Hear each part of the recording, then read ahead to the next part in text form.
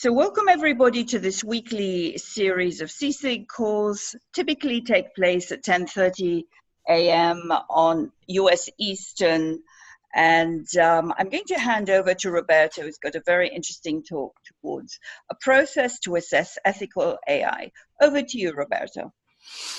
Thank you, Susan, and hello, everybody. My name is RobertoZicari. I'm the founder of the Frankfurt Big Data Lab. Thank you, Jim, for the kind invitation to share our work here. This is work in progress and is done in cooperation with the team. You see the name in the first slides, and is a first attempt that we do in creating an operational framework for assessing ethical AI that could work in practice.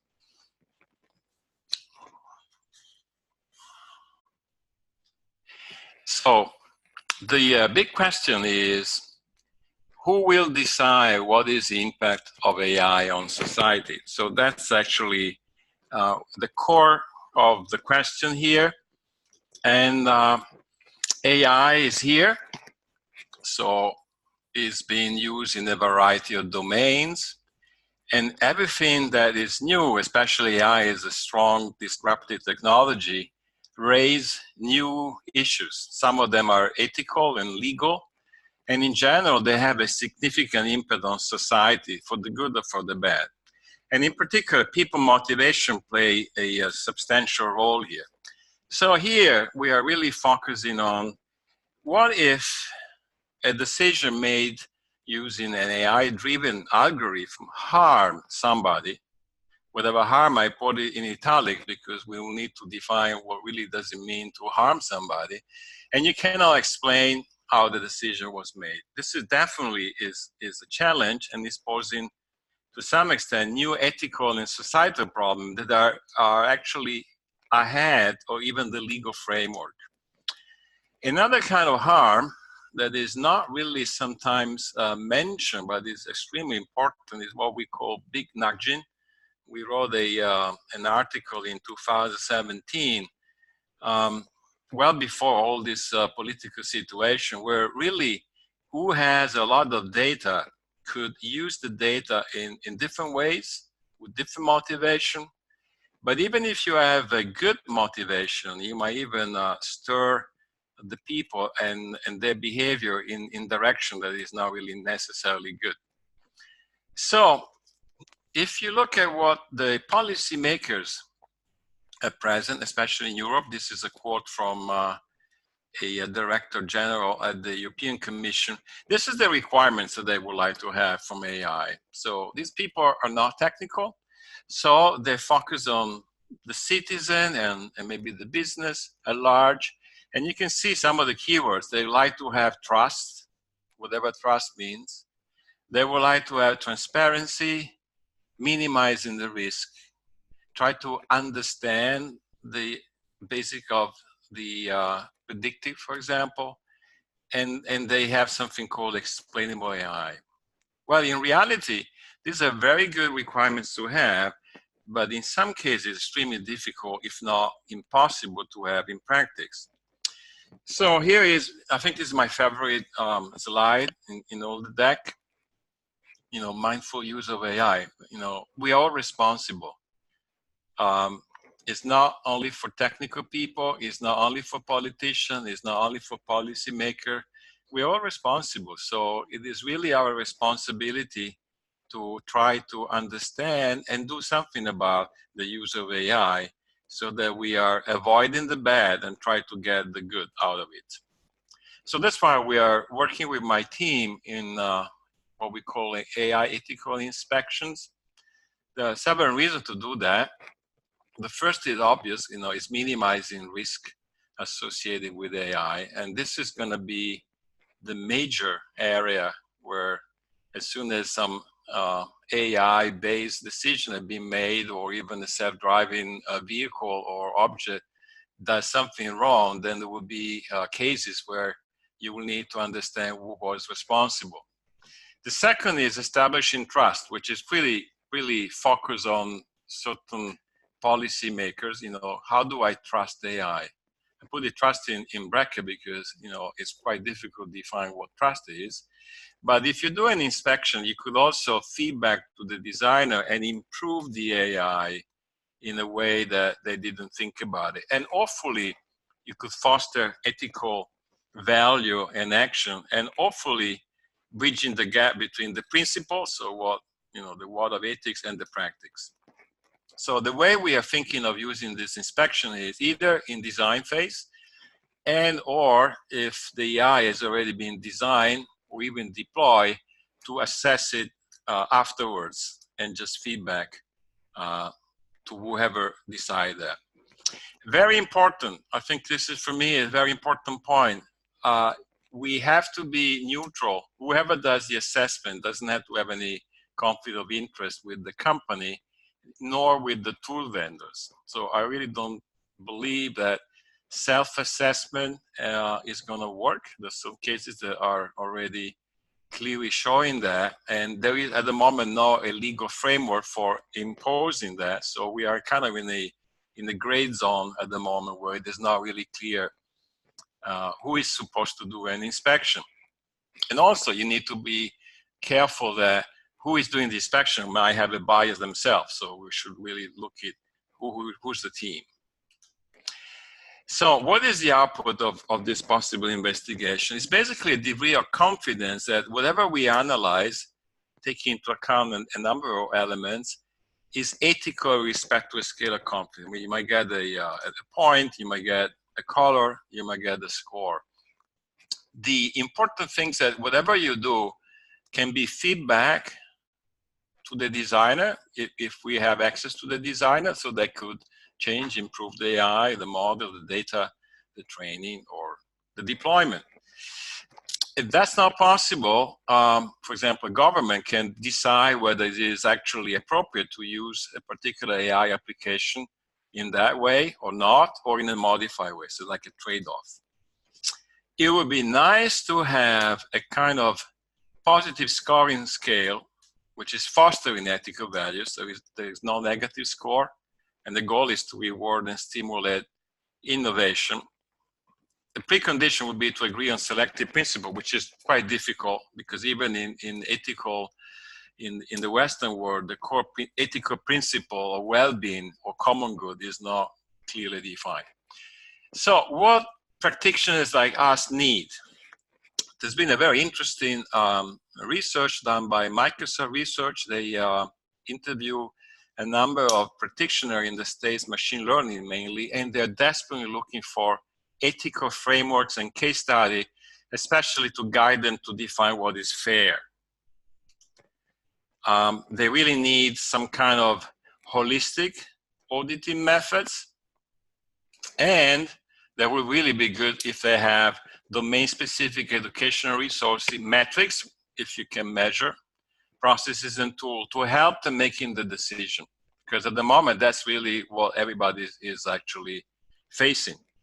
So here we are. That's our work in progress. It's called Z-Inspection. It's a first attempt of an holistic methodology. We're working by learning, by using case studies. So it's like learning by doing, and refine and tested the methodology. A couple of questions to start with. Why doing a ethical assessment? At the moment, there's no legal necessity, so it's not required.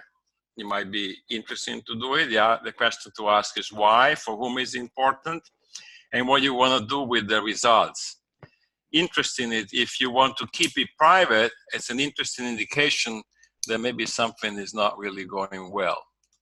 So AI is becoming also a tool in the hands of politicians. So there's a part that is actually embedded into the politics of AI, and is also that every system is part of ecosystems. And ecosystems are different by countries, approaches, culture, political systems, and value. And you can see some of the names of nations that I put there. Ecosystem, I claim, are part of the context of an inspection. And here it comes a very interesting question. You know, whether in the assessment of how to use AI, are we also assessing if the ecosystem that has either designed or produced or decide to use is democratic? Is this an ethical assessment, and is part of the inspection or not? My personal opinion is yes. I think we need to face the motivation and basically be clear of that and move forward with that. In our framework, there are a couple of points important to do. First, we need to agree on what we call context-specific ethical values, and then look at areas of investigation. So we have classified 4 levels of AI system. The green one on top is you have access to everything, people, data, the model, and the top one, the level B, is the black box, everything in between. And then basically, we would like to have a framework that can work in various situations. Very likely, whoever does an assessment will end up facing the issue of IP, intellectual property, especially if you need to go deeper, if you need to do some code review, if necessary. There is interesting paper from Google. So one has to be clear that not everything would be possible. And if you need to go deeper, you need to understand what can you share in public and not. And no harming the company, of course. So the focus of the inspection is threefold. There's a technical part, an ethical part, and possibly a legal part. Please note that illegal and unethical are not the same thing, which is very important because you can do something that is legal, but is not necessarily ethical. And legal and ethical are really dependent on the context. And again, one has to agree on what is the boundary of the context. In our inspection, we use conceptual clusters, and we cluster together things like fairness with bias, discrimination, explainability, sometimes transparency, accountability, safety, human in the loop, and possibly the legal part. So one can start with the big picture and say, okay, that's a macro investigation. I have several ecosystems. I have a AI design an ecosystem, maybe embedded into another ecosystem, and then the prediction goes to somebody who sits in another place. How do I assess the whole thing? And it's overwhelming. So one could start with the micro investigation, basically say, well, I start with an AI, I look at people, data, and the values and the ethical context, and try to assess that and then improve. The problem is that if I only assess the AI and I don't take into account all the rest, it might be that the AI ethically checked, but the rest is not. So I'm not really solving the problem. So we've been trying to have a stepwise framework. We start using socio-technical scenario as suggested by the paper that you see in the source. And they're describing the aim of the system, the actors and the expectation, the goals, the technology, the context. And this could be useful either in design phase for raising the ethical challenges, or if the AI is already being deployed to validate if the use of AI is not raising problem. We mark them with flags, and we keep updating this scenario and the flags because, you know, the context change, the AI change. I found it very useful, a paper that came up from Cambridge by Whittlestone, where they use conceptual building. Basically, you have a team of people with different background, and you need to clarify terminology and putting together bridging discipline and arrive into consensus whenever there is a problem. Since AI is strongly related to a domain, for each application of AI, one has to understand the domain and create an evidence base. We'll see in the example that we are working on healthcare that requires having a specialist to tell us what is already known in the domain. In our case, it's cardiology, for example. So this framework that Whittlestone and other people created is quite useful and we use it is, first of all, we identify tension. So different ways in which values can be in conflict. I only mention a couple of them because they're interesting for our use case. Accuracy versus fairness. If I have an AI algorithm that is very accurate, but is not working for everybody, so it's not fair, but it's very accurate. So that's the tension. Or the accuracy and explainability. The algorithm seems to work very well, but you cannot explain it. So doctor, why do I have this kind of situation? And the doctor has received a predictive information from AI is not able to explain. So when we have a tension, there are actually, and again, this is an interesting framework that we use, we need to try to understand if this is really a tension that is a true ethical dilemma. For example, classical example, I have a self-driving car. If it goes left, it kills a child. If it goes right, it kills 3 adult people. This is really an ethical dilemma that cannot be solved by any practical solution. It has to be solved in a different way. The second is dilemma in practice, meaning that there is a tension and maybe there is a solution, but either the technology is not in place or the resource is not in place, the time is not in place, and you are not able to solve it easily. And the third one is a false dilemma because there is a solution. The difficulty is to find the trade-off and how to make decision. So the output of this assessment in scenario is to look at issues that are to be evaluated that could be ethically relevant. And we've been trying to come up with a methodology. You can start bottom up or top down, and we use an inside out approach. So we start inside out. What does it mean? You start with AI, you look around, and AI is embedded in processes, people use data, and you start working with that level, and then keep of expanding it with all the areas until you reach a macro. So you go from the inside out. Interesting that while you're doing that, we have something that we call path and feedback. What is a path? A path describes the dynamic of the inspection. This different case by case, but you can then trace and reproduce the inspection, and you can also divide the inspection in parts that can be done by different people with different expertise. Here's an example. Suppose you start with a path that is, I look at fairness.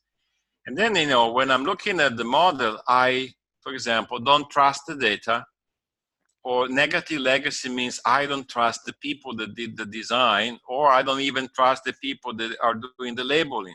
Then you might not even trust the entire ecosystem where this has been done. So you have to pass it to another phase, which is security, and say, let's check on that and give a feedback. Feedback go back to fairness, and maybe you can then explain that something that can be explainable. So you can think of a path like water that finds its way.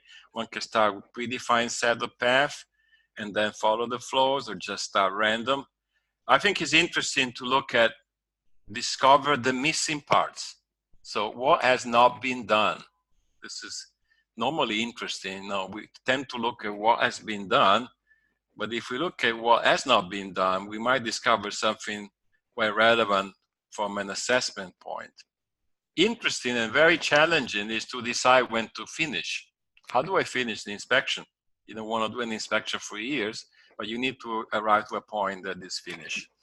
I don't have the time to go through the detail of the technicality of the inspection, so these are some of the things we look at, but I want to show you a use case so you got a feeling of what we're doing. We're working on a real use case in healthcare.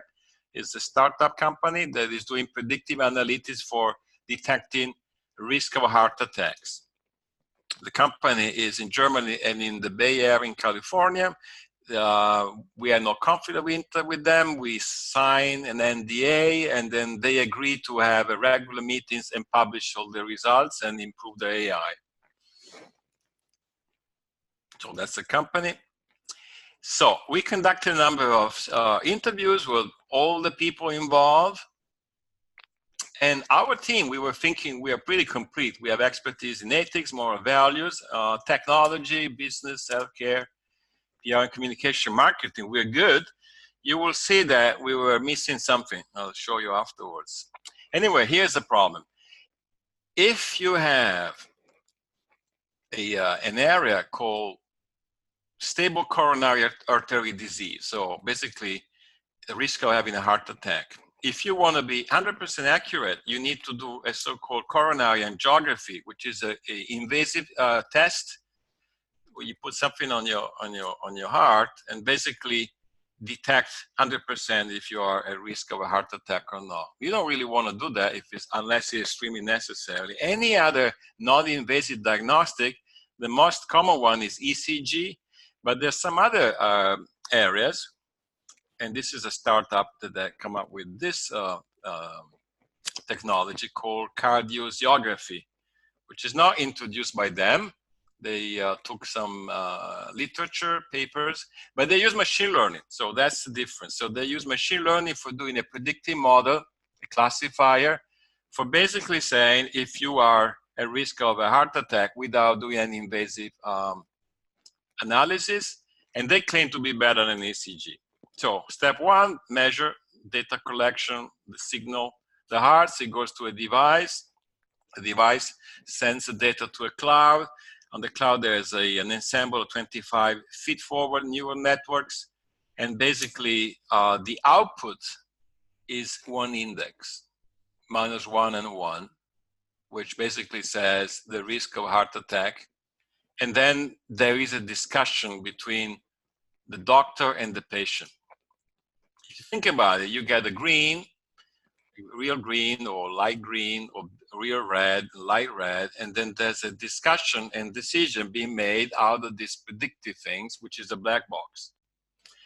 So this is basically a bit more technical. So you got a signal, the signal comes from the heart, you have an ensemble of 25 feet forward neural networks, each one has 2 hidden layers, 27 features, 1 output.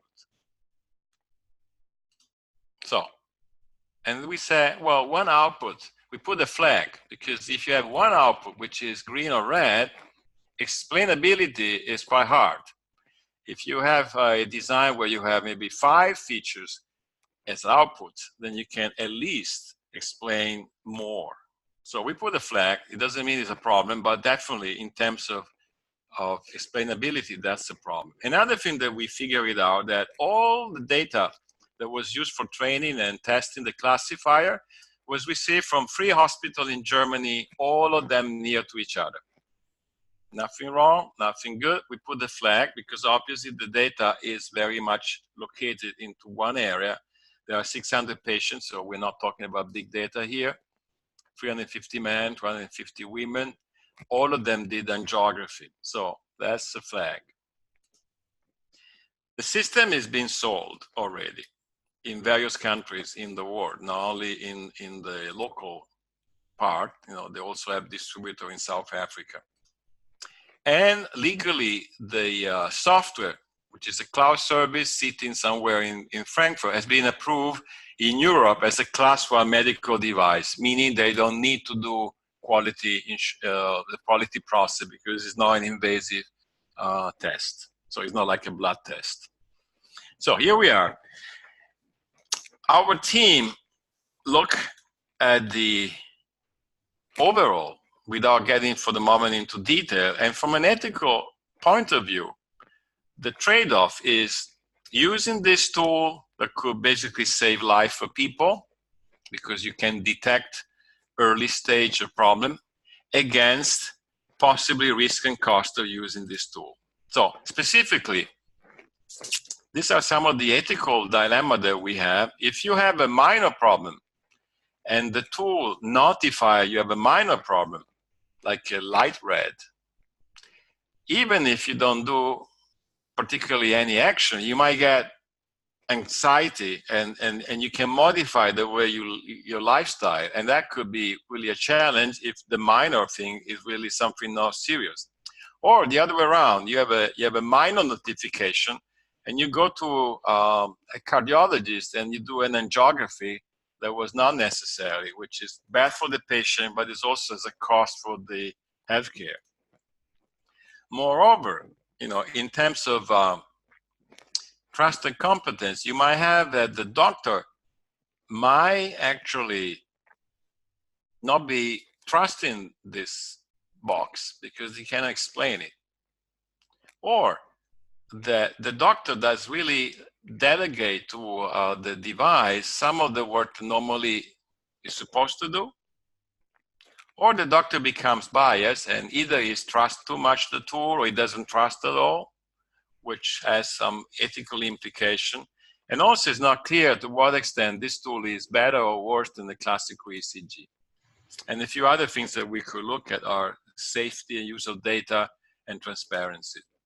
Roberto, you have 5 minutes, just yes, letting you know. Thank you. So the main thing is now, and this is really the part of the evaluation, the tension is accuracy versus fairness.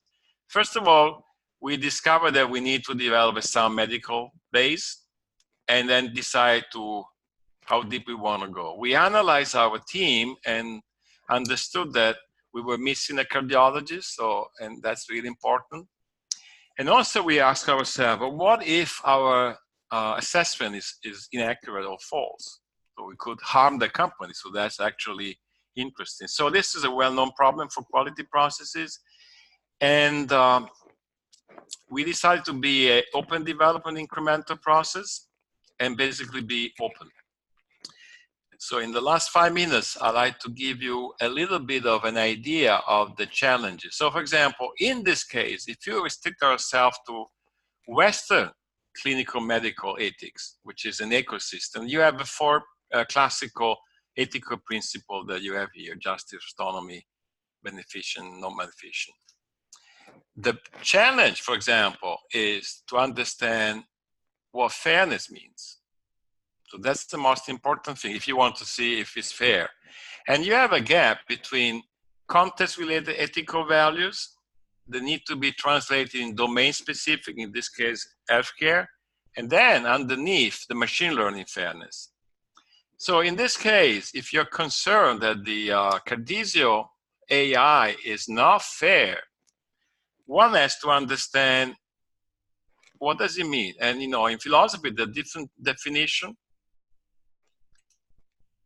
and they're really depending on the context. So one has to make a decision, and that's the most important thing. For example, in healthcare, one can use something called distributive justice, which has been used by Google with the hospital in Chicago. That means that you come up with fairness criteria based on that. But that's already an interesting decision. You could use other fairness criteria. For example, Calder-Hicks. I never heard about it until somebody was a philosopher said, why don't you use that one?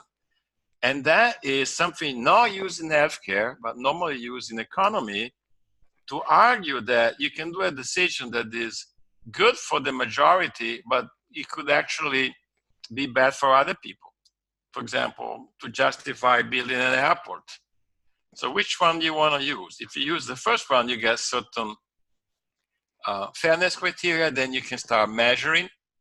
This is I don't have the time to go very fast on that, and then there are trade-offs because some fairness criteria are incompatible.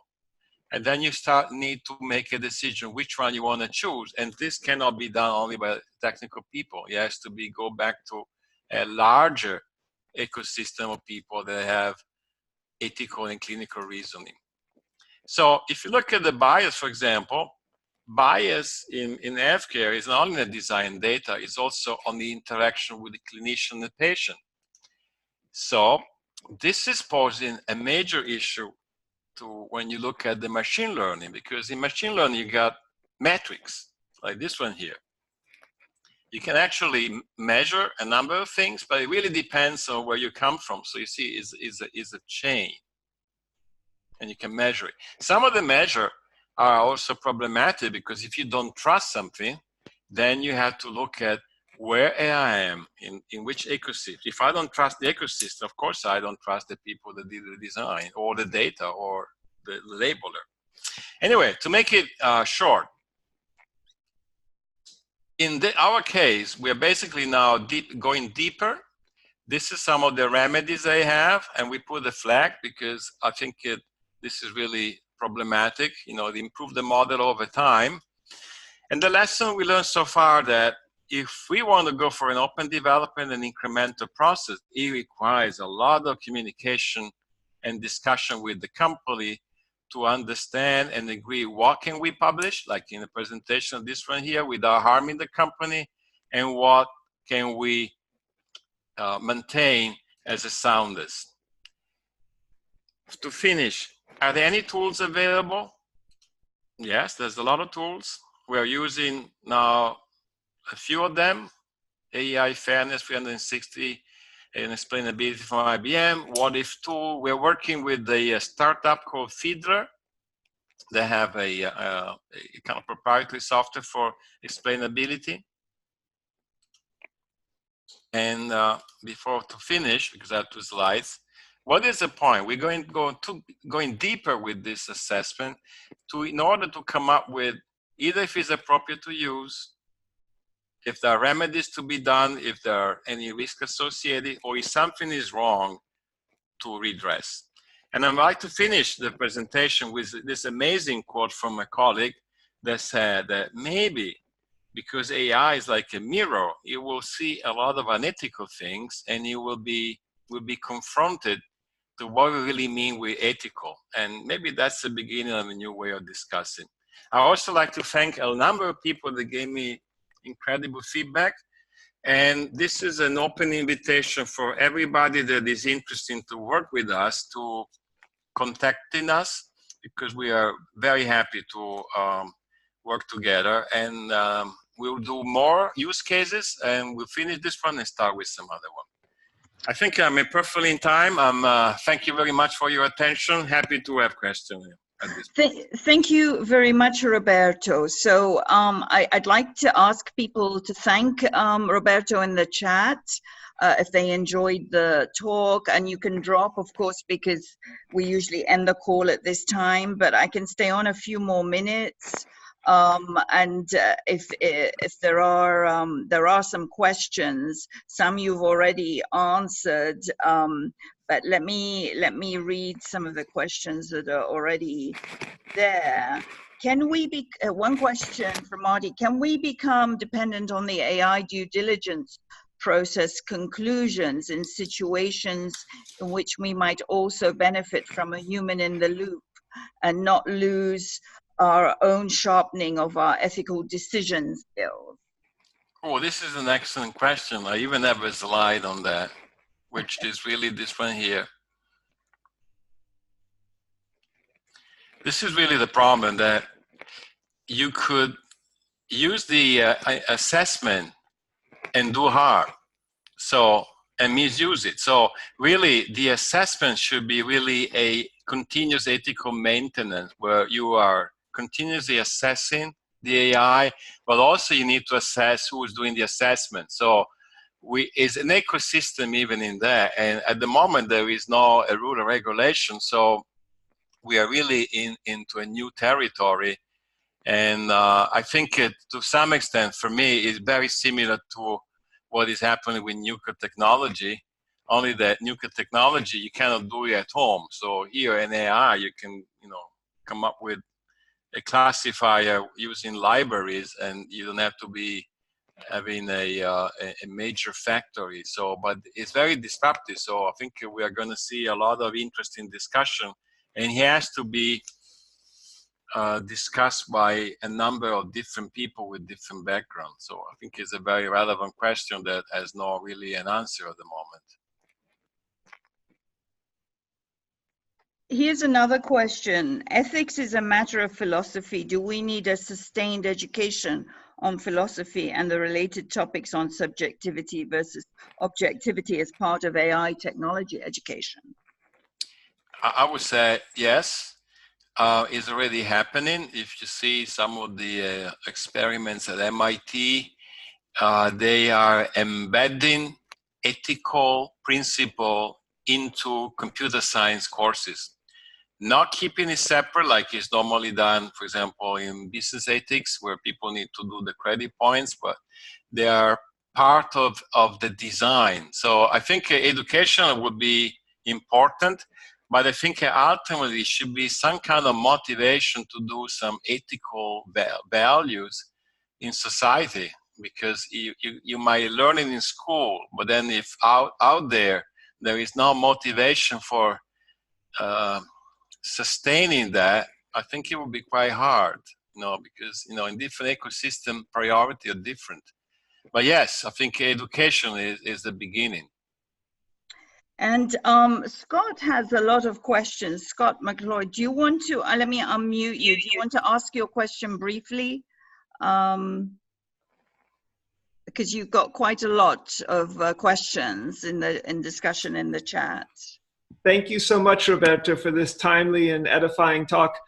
I'm curious why you might begin or not begin with law first in defining ethics, whether it be the history of California law with relation to AI ethics, or EU law with GDPR, or the unfolding process of the American Food and Drug Administration with regard to big pharma, and take these legal frameworks first to inform kind of a business law interpretation of ethics that would lead to inspections in the way you're talking about them?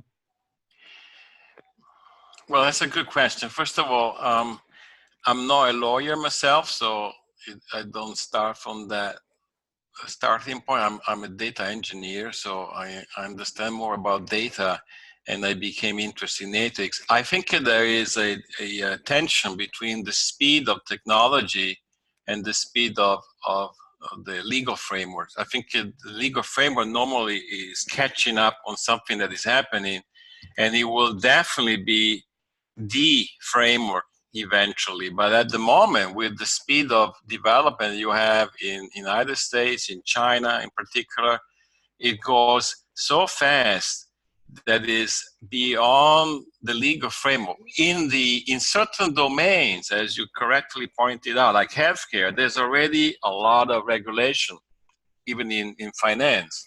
There, I think you can probably look at that framework and extend it.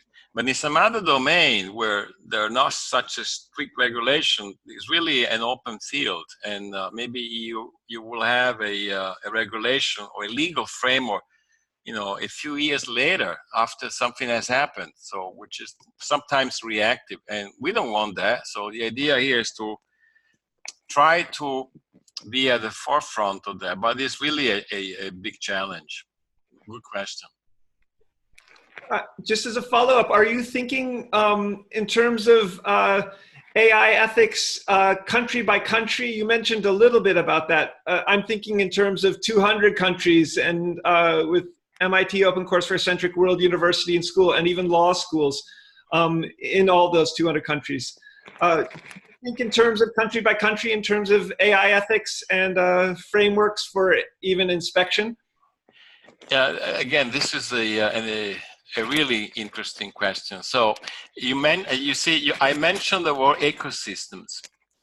For me, an ecosystem, you can think of digital ecosystems where you have, for example, all the tech companies in the United States, they create their own ecosystem. China has its own ecosystem. Russia will have one. But these are also political systems. So it would be very unlikely that you will have a universal set of ethical principles that works worldwide for political and historical reasons. So I think when you start having an assessment, I think one of the important things is to define the boundaries of the ecosystem. For example, in our case, if we say, well, this device is now being sold in Western world, so implicitly you have defined an ecosystem.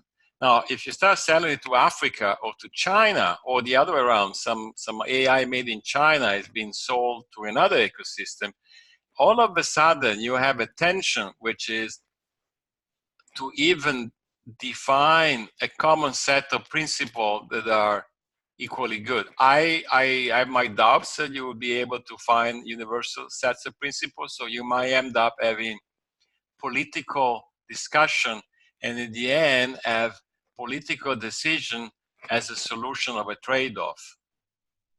But as I said, this is well beyond the scope of one single individual. Thank you so much. Thank you, Roberto, for the amazing talk. And you can see you've generated a lot of interest. So I'm going to close the call now. I'm sure we will have more in the area of AI ethics in this talk series. And if anyone has suggestions for speakers or a part 2 around this topic, please post in the chat. And thank you again, Roberto. And thank you all on this call for your attention and your great questions and discussion. I'll send you the chat, Roberto. I think you'll find it interesting. Thank you, Susan, for the very nice moderation. Thank you. Okay then, everybody. Bye, everybody. Bye-bye. Bye-bye.